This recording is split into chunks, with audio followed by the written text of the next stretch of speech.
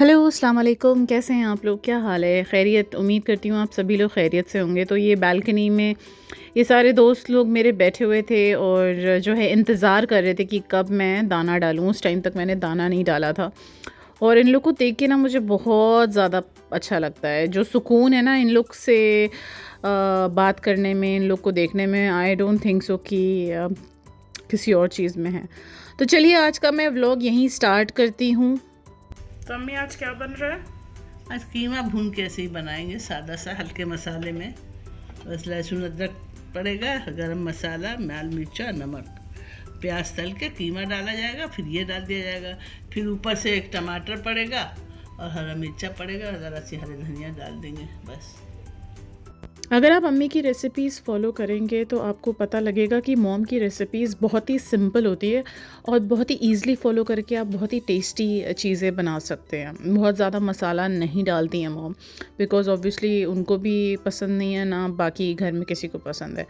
तो एनीवेज़ हम यहाँ पे देख रहे हैं कि कढ़ाई में तेल लिया, तेल में प्याज और दालचीनी और तेज पत्ता डाल के, ज़ीरा डाल के हमने थोड़ा सा वेट किया। जब प्याज थोड़ी सी जो है ब्राउन होने लगी तो बस हम उसमें जो है फिर थोड़ी और प्याज डालेंगे, बिकॉज़ यूजुअली मॉम थोड़ा सा पहले वाली जो प्याज को थोड़ा सा ज़्यादा ब्राउन करती हैं, फिर बाद की प्याज को इतना ब्राउन नहीं करते, बिकॉज़ उससे अच्छा मसाले का जो कलर है ना वो बहुत अच्छा आता है, मतलब जो खिल के आता है। सो यहाँ मैं दाना डाल के अपने दोस्तों का इंतज़ार कर रही थी और जब ये लोग तुरंत नहीं आते हैं तो मुझे ना बहुत बेचैनी होने लगती है। मैं ओवर थिंकिंग करने लगती हूँ कि क्यों नहीं आ रहे हैं, सब खैरियत तो है, ये वो। अम्मी मुझे समझाने लगी कि कहीं और दावत पे गए होंगे, ऐसा क्यों सोच रही हूँ कि वो नहीं आएंगे। तो मैं जब तक कि वो लोग आके खाना नहीं स्टार्ट कर देते हैं ना, मैं तब तक खड़ी रहूँगी, मेरी ये आदत ही है। यहाँ पे प्याज ऑलमोस्ट हो चुकी है तो अभी जो है हमने कीमा इसमें डाल देना है और कीमे को भी प्याज के साथ अच्छे से भूनना है, बिकॉज़ ऑब्वियसली उसकी स्मेल नहीं आनी चाहिए। तो हमने ये 2-3 मिनट तक कीमे को प्याज के साथ तेज़ आंच पे चलाना है अच्छे से, ताकि जो है ना उसका जो रॉ स्मेल है वो चली जाए।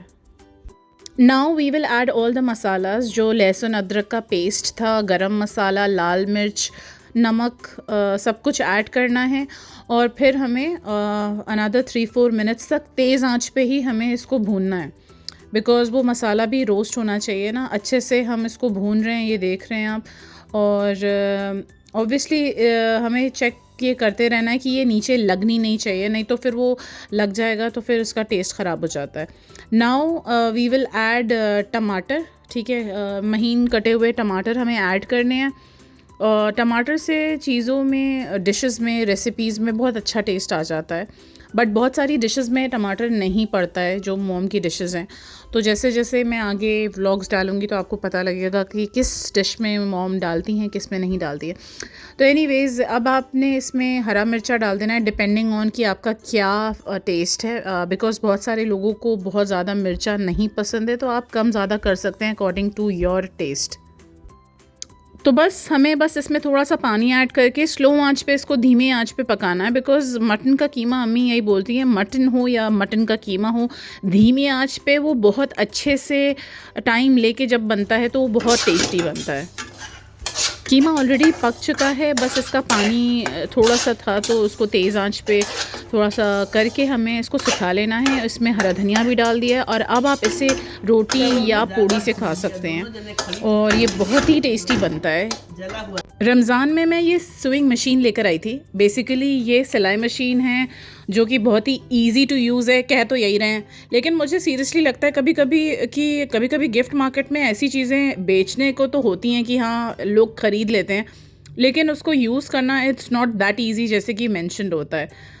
तो फ़िलहाल I was just checking the box. ये 19 दिरहम की मिली थी मुझे एग्जैक्टली नहीं याद है कि किस गिफ्ट शॉप से मैं इसको लेकर आई थी, बट मुझे ये लगा कि ये होनी चाहिए, बिकॉज़ यू नो कभी कभी होता है अबाया नीचे से खुल गया या बहुत लंबा है। जैसे उस दिन मैंने व्लॉग में मेंशन किया था ना कि मैं अबाया मुझे सिलवाने के लिए, जन्नत वाला अबाया जो था मुझे ठीक कराने के लिए मास्टर जी को देना पड़ा था, तो मुझे लगा कि this is very good.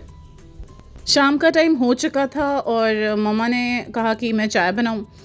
And मेरी चाय की रेसिपी मैं नेक्स्ट व्लॉग में ज़रूर डालूँगी। और उसके साथ मैंने ये पापड़ जो है फ्राई करा था, बिकॉज़ मॉम को पापड़ बहुत पसंद है। तो बस मैं ये लेके गई, बिकॉज़ मुझे निकलना भी था थोड़ा बाहर काम से। तो मैंने सोचा कि मैं पहले चाय वग़ैरह मम्मा को दे दूँ, उसके बाद फिर बाहर जाती हूँ। तो बस चाय हो चुकी है और मैंने सोचा कि मैं आपको थोड़ा बहुत बताऊँ कि मैं क्या करती हूँ exactly, like what is my work. So let me tell you कि I am into admin profile, साथ में मैं वॉइस ओवर्स भी करती हूँ, which is basically my passion. It's been 3 years now, 3 साल हो चुके हैं मुझे वॉइस ओवर में आए हुए। और मुझे ऑन एंड ऑफ प्रोजेक्ट्स मिलते रहते हैं। Voice over is a profession जिसमें आपको फुल टाइम नहीं काम करना होता है, आपको प्रोजेक्ट्स के हिसाब से काम करना होता है। जब भी आपको प्रोजेक्ट्स मिले, आपको वो प्रोजेक्ट कंप्लीट करना होता है and you get paid for it. So जितना आसान लगता है हमारा काम, उतना आसान होता नहीं है, बिकॉज़ बहुत सारी चीज़ें मैंने सीखी हैं इन 3 सालों में। सही रिकॉर्डिंग नहीं हुई तो दोबारा रिकॉर्ड करो, उसमें आवाज़, एक्स्ट्रा आवाज़ बिल्कुल नहीं आनी चाहिए, खांसी की और किसी भी फ़ैन की या कुछ भी पीछे से जो आवाज़ें आती हैं, फ़ैन चल रहा है, एसी चल रहा है, सब क्लोज़ करके हमें रिकॉर्ड करना होता है। And the thing is that कि अक्सर उसके बावजूद भी रिजेक्शंस होते हैं, तो it's not an easy job. जैसे लोगों को लगता है कि अरे सिर्फ पढ़ना ही तो है, no it is not like that. और सही से साउंड प्रूफिंग करना बहुत ज़रूरी है। अगर साउंड प्रूफिंग नहीं होती है जहाँ पे हम रिकॉर्डिंग कर रहे हैं, तो फिर गूंज जाती है, जिसको इको बोलते हैं। तो वो चीज़ जो है हमारे जो क्लाइंट्स हैं वो एक्सेप्ट नहीं करते हैं। So you have to be very careful. Lot of things and lot of hard work goes into voice recording. जब मैं लाइव आती हूँ टिकटॉक पे, तो आप लोगों से मैं आराम से कमरे में बैठ के बात करती हूँ, मैं कोई रिकॉर्डिंग स्पेस में बात नहीं करती, बिकॉज ऑब्वियसली हर वक्त मैं रिकॉर्डिंग स्पेस में तो नहीं बैठी रह सकती। लेकिन हाँ, जब मैं रिकॉर्ड करती हूँ प्रॉपर, तो I have to sit in the recording space. So it is not an easy job जैसे लोगों को लगता है। कि जैसे अक्सर लोग मुझे टिकटॉक पे बोलते हैं ना कि अरे मैडम वीडियो बना दीजिए। इतना आसान नहीं होता है जनाब। वीडियो को बनाना, पहले तो रिकॉर्डिंग करो, फिर उसकी एडिटिंग करो, बहुत सारी चीज़ें, बहुत सारा हार्ड वर्क जाता है। बट एनी वेज़ आई जस्ट थॉट कि मैं अपने व्यूअर्स को बताऊँ। बहुत सारे लोग नहीं जानते हैं कि रिकॉर्डिंग कैसे होती है, तो आई जस्ट थॉट कि मैं बताऊँ आप लोग को कि किस तरह से हमारी रिकॉर्डिंग होती है। ये देखिए, ये सारे जो चीज़ें हैं, यू कैन सी, अगर कोई चीज़ गड़बड़ हुई तो उसका वॉल्यूम कम, स्लो, ये कट, कॉपी, बीच में अगर कुछ साउंड की ऐसी आवाज़ है तो we have to remove that. बहुत सारी चीज़ें होती हैं। तो आई जस्ट थॉट कि मैं आप सभी को मुखातिब कराऊँ अपने काम से, जो कि मेरा पैशन है। साथ में I also work on an admin profile, तो yes, I do that work as well। तो बहुत सारी चीज़ें हैं करने को, इसीलिए मैं मसरूफ़ रहती हूँ। इसी वजह से मैं पिछले 2-3 दिन से ठीक से व्लॉग्स नहीं डाल पा रही हूँ, और उसके लिए I am so sorry. But next week हम लोग ट्रैवल करेंगे, तो बहुत सारे अच्छे व्लॉग्स आएंगे, ट्रैवल व्लॉग ज़्यादा आएंगे, तो बने रहिएगा। हेलो, अस्सलाम वालेकुम, क्या हाल है? खैरियत? तो बस मैं थोड़ी देर के लिए यहाँ आई।